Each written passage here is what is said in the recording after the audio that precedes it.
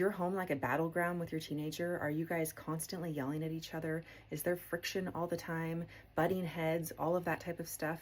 Well, I want to share one quick thing with you today that I teach to parents all the time when I coach them or when I run workshops. And it's this understanding of what's happening in our brain when we get triggered, right? When we get triggered, what happens is something that Daniel Siegel calls flipping your lid. Right? So our prefrontal cortex and our neocortex go offline when we're in a stress response, when we're in our fight, flight, or freeze response. So if our kid says something to us that triggers us, this happens. We're no longer able to regulate our emotions in that moment. We're no longer able to think about the consequences of what we're about to say. We're no longer able to be calm, cool, and collected and say things how we want to say things and model things in a way we want to model them, right? And so the first step is really recognizing the signs and symptoms for when our lid is flipped, right? Is your heart racing? Does your heat begin to rise? Are you starting to sweat, right? Or is your face furrowed? Do you feel yourself like you're about to explode?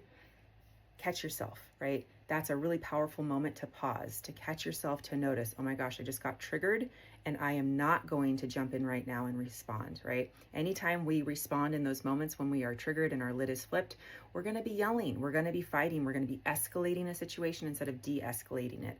And our job as parents is to de-escalate, to help our kids co-regulate, right? So if we're calm and grounded, they will also become calm and grounded, and their lid that's probably already flipped, and that's why they jumped at us at the first place, will help them do this with their lid when we co-regulate and stay grounded. So the first step, recognize your lid is flipped. Second step, don't say or do anything. Step away, take some breaths, listen to some music, give yourself some positive affirmations, remind yourself you're okay, right? Get yourself totally calm before you come back to that conversation, and make sure your kid is totally calm before you get back into that conversation, right? And once you're both calm, then you can talk about it. Then you can let him know that a boundary was crossed. Then you can let him know what's okay and what's not okay as far as the way he's speaking to you or she's speaking to you.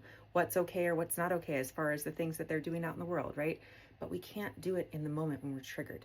So the biggest key with parenting and having a calm, harmonious home is to stop and regulate ourselves first. When we do that, we de-escalate, we co-regulate with our kids, we help to create a calm environment in our home where we can move through conflict and talk things out without yelling and screaming and creating tension and disconnection, right? So hope that helps today, and please take it, use it, and practice the pause.